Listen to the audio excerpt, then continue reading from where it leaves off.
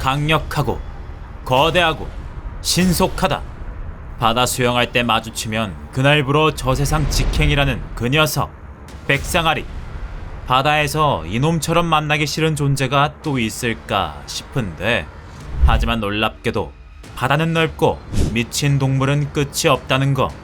넓디 넓은 바다에는 백상아리쯤은 송사리로 만들어버리는 엽기적인 상어들이 가득하다는 사실. 자, 그럼 어떤 녀석들이 있을지 같이 구경 한번 해보자고. 딱 집중!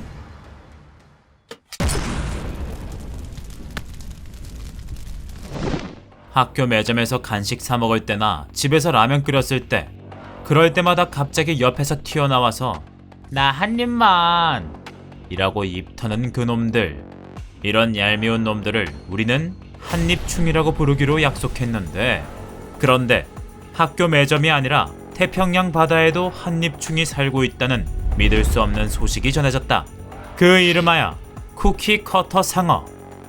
보자마자 이 쬐끄만한 게 상어라고? 라는 의문을 품게 만드는 생김새지만, 사실 바다에서는 백상아리 못지않은 공포의 대상이라는 거. 이 조그만 녀석이 대체 왜 공포의 대상인지 그 이유는 턱을 보면 알 수 있는데, 보이나? 동그란 턱뼈 안에 가득 찬 소름 끼치게 뾰족한 이빨이. 그런데 바다의 한입충이라는 얄미운 별명 역시 바로 이 뾰족한 이빨 때문에 생긴 거란다. 쿠키커터 상어는 평화롭게 바다를 헤엄치는 물고기들한테 다가가 뾰족한 이빨을 콱 쑤셔 박은 다음 쿠키 베어 물듯 딱 한 입만 뜯어먹고 지 갈 길 가버리거든. 딱 한 입만 먹으면 장땡이니까 힘들게 사냥할 필요도 없음. 그냥 몰래 다가가서 먹고 튀면 되니까 상어나 고래 같은 덩치들 상대로도 무서울 게 없단다. 그렇게 한입 공격에 희생당한 물고기들은 온몸에 구멍이 뽕뽕 나서 너덜너덜해지지만, 극한의 한입충인 녀석은 그냥 뭐 신경 쓰지도 않는다고.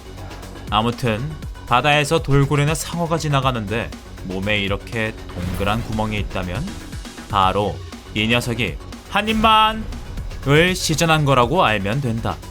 이건 뭐 바다의 폭군이 아니라 거의 바다의 사이코패스 수준 아닌가? 그런데 여기서 끝이 아니다. 왜냐면 이 녀석들 가끔 인간도 공격할 때가 있거든.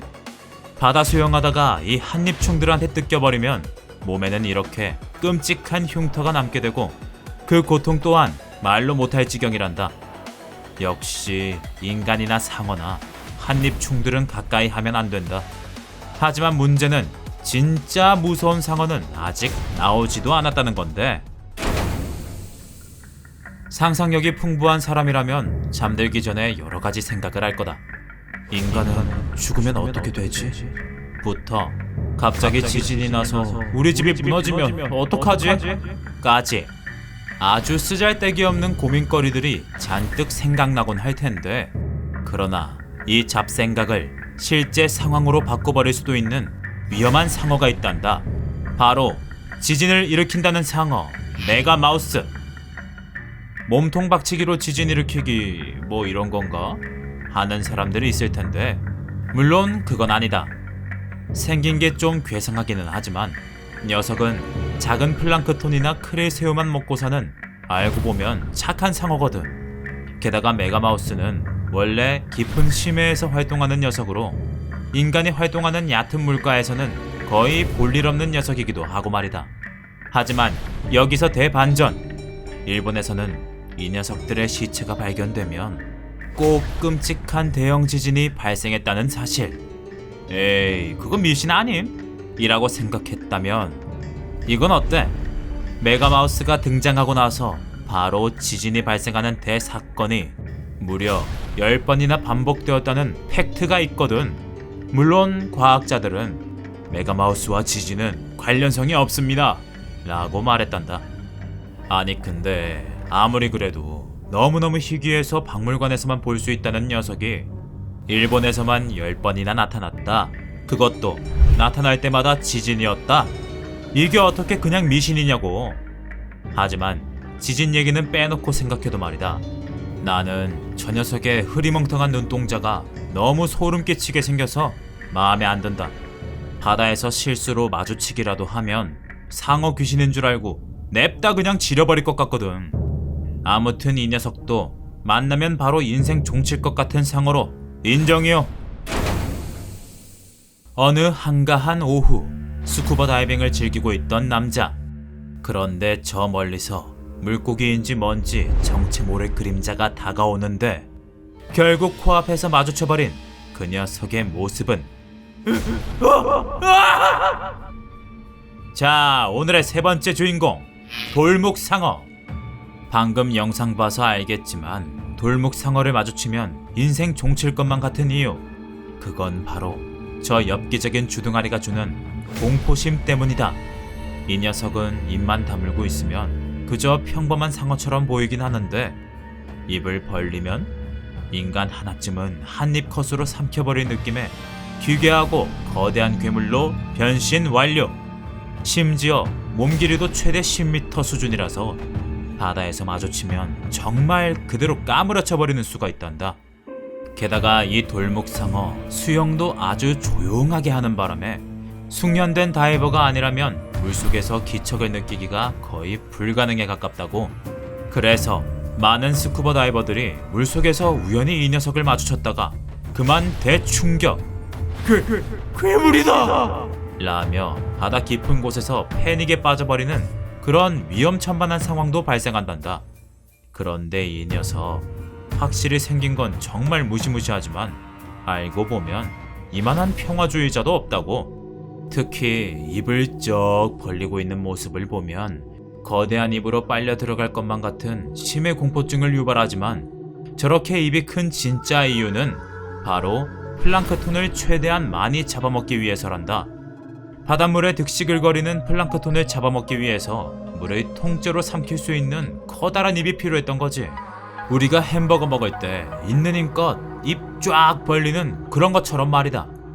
그러니 만약 바다에서 입을 쫙 찢고 돌아다니고 있는 돌묵상어를 봤다면 충격받을 필요 없이 아, 밥 먹는 거구나 라고 이해하면 된다네.